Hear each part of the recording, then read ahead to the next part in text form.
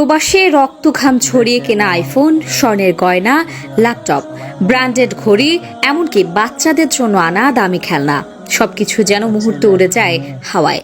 হযরত শাহজালাল আন্তর্জাতিক বিমানবন্দরে নামতেই যে আনন্দের ঢেউ প্রবাসীর বুক ভরে দিত, সেই আনন্দ এখন কয়েক মিনিটেই বদলে যাচ্ছে ভয়, হতাশা আর চোখের জলে।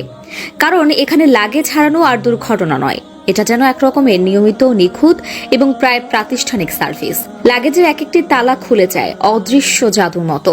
যা থাকার কথা তা নেই, যা নেই তা থাকে শুধু ফাঁকা ব্যাগ আর ক্ষোভের নিঃশ্বাস। এ যেন নীরব ঘোষণা, স্বাগতম প্রবাসী, আপনার স্বপ্নের লাগেজ এখন আমাদের হাতে। প্রবাসীরা ফেরেন ঘর, পরিবারের ভালোবাসা নিয়ে, কিন্তু বিমানবন্দর থেকে ফিরতে হয় অভিযোগের কাগজ আর হারানোর বেদনা নিয়ে। এখন প্রশ্ন, এটা কি চুরি নাকি গোছানো ব্যবসা? এটা কি দুর্ঘটনা নাকি লুকানো সিন্ডিকেট? গত এক সপ্তাহ আগে ফেসবুকে ভাইরাল হওয়া একটি ভিডিও দেখে পুরো দেশ কেঁপে উঠেছে। দুবাই থেকে ফেরত আসা এক প্রবাসী ভাইয়ের সুটকেসের তালা ভাঙা, জিপার ছুরি দিয়ে কাটা, ভেতরের দামি আইফোন, স্বর্ণের চেইন, বালা সব গায়েব। ক্যামেরার সামনে তিনি কাঁদতে কাঁদতে বলছিলেন, 15 বছর ধরে প্রবাসী হাড় ভাঙা খাটুনি দিয়েছি মা বাবার জন্য, স্ত্রী সন্তানের মুখে হাসি ফোটাতে এই জিনিসগুলো কিনেছিলাম। 1 মিনিটে সব শেষ করে দিল। তার কান্না দেখে যে কারো বুক ফেটে যাওয়ার কথা। কিন্তু দুঃখের বিষয়, এটা কোনো একক ঘটনা নয়, এটা প্রায় প্রতিদিনের ছবি। এর আগেও তো আমরা দেখেছি বিমানবন্দরের এক ক্লিনারের ঘর থেকে বস্তা ভর্তি প্রবাসীদের কষ্টার্জিত মালামাল উদ্ধার হয়েছিল। আবার কিছুদিন না যেতেই এক আনসার সদস্যের কাছ থেকে চুরি যাওয়া দামি মোবাইল, ঘড়ি, গয়না বেরিয়ে এসেছে। দুটো ঘটনার ভিডিওই সোশ্যাল মিডিয়ায় ঝড় তুলেছিল। কিন্তু সেই ঝড়ের পর কি হলো? কিছুই না।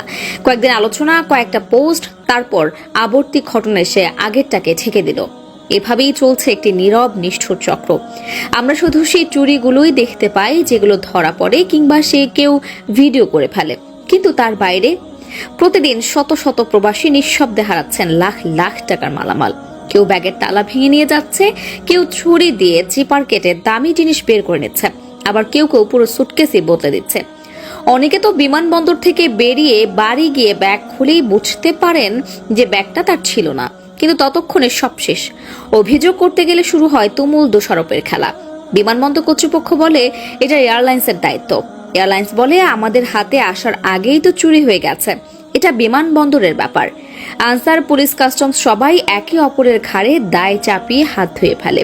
শেষে অসহায় প্রবাসী ভাই বোনেরা রাস্তায় দাঁড়িয়ে কাঁদেন, আর শোনার মতো কেউ থাকে না। প্রশ্ন একটাই, এই চুরির দায় কে নেবে? বিমানবন্দর কর্তৃপক্ষ, সিভিল এভিয়েশন, বিমান বাংলাদেশ এয়ারলাইন্স, নাকি এর পেছনে আরো বড় কোনো সংঘবদ্ধ সিন্ডিকেট কাজ করছে, যারা বছরের পর বছর ধরে প্রবাসীদের কষ্টের ফসল লুটে খাচ্ছে? প্রবাসী ভাইয়েরা বলছেন, বিশ্বের যে কোনো দেশের বিমানবন্দরে লাগেজই সবচেয়ে নিরাপদ থাকে, কিন্তু নিজের মাতৃভূমিতে পা রাখতেই যেন চোরের হাতে তুলে দেওয়া হয় আমাদের জমানো স্বপ্নগুলো। এভাবে চলতে থাকলে একদিন সত্যি সত্যি বাংলাদেশ আন্তর্জাতিক মানচিত্রে পরিচিত হবে চোরের বিমানবন্দর নামে, যা আমাদের জাতীয় লজ্জার কারণ হয়ে দাঁড়াবে। মনে রাখবেন, যে প্রবাসী ভাই বোনেরা রেমিটেন্স পাঠান, তারাই তো আমাদের অর্থনীতির প্রাণভোমরা। তাদের সম্মান, তাদের নিরাপত্তা, তাদের স্বপ্ন রক্ষা করা আমাদের সবার দায়িত্ব। এখনই কঠোর নজরদারি, সিসি ক্যামেরার সঠিক ব্যবহার, দোষীদের দৃষ্টান্তমূলক শাস্তি এবং একটা স্বচ্ছ তদন্ত কমিটি গঠন করা জরুরি।